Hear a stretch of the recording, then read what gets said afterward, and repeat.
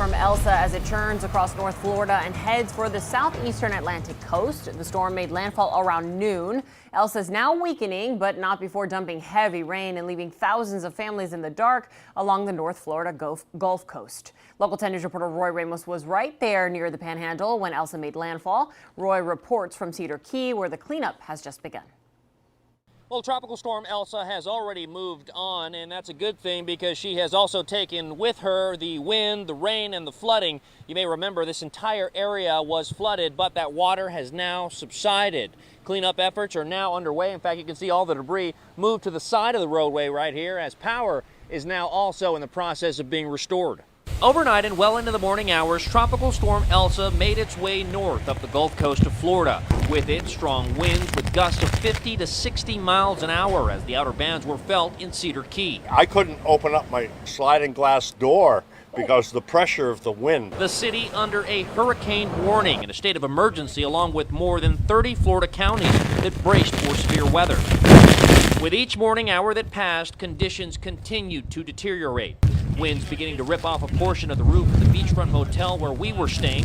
We spotted down palm fronds and the gusts so strong at times, even snapping tree limbs like twigs. It's a little wild, a little crazy. The rain piercing as heavy downpours swept through the coast of Levy County. And while Tropical Storm Elsa made its way north of Cedar Key, the storm surge was evident. Water's rising 2 feet and washing up everything like this piece of driftwood and debris. But it's these waters that's also affecting residential areas. It's streets like this that are now getting the result of that storm surge. More than 2 feet of water now covering neighborhood streets. The good news here is we still have yet to see this water seeping into homes. Yeah, our yard right now is underwater, but no big deal.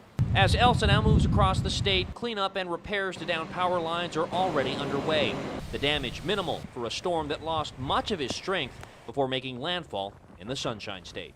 Yeah, it's good to see that there's not too much damage as well. As we come back out, fortunately, power did not go out to all of the residents that live here on the island, but utility companies now working to restore the power to those that did lose it.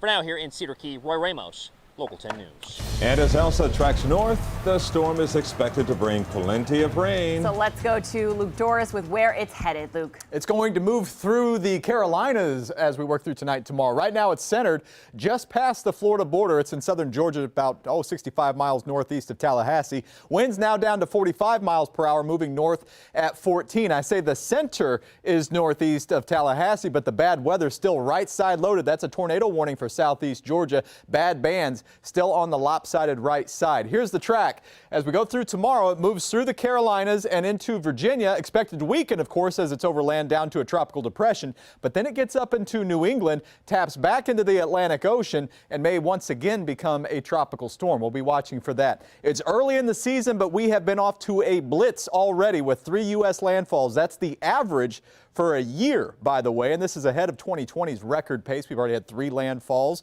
It took until July 10 last year, and Elsa was the earliest E-storm on record. But there's nothing out there right now. The tropics have gone quiet. Nothing is brewing.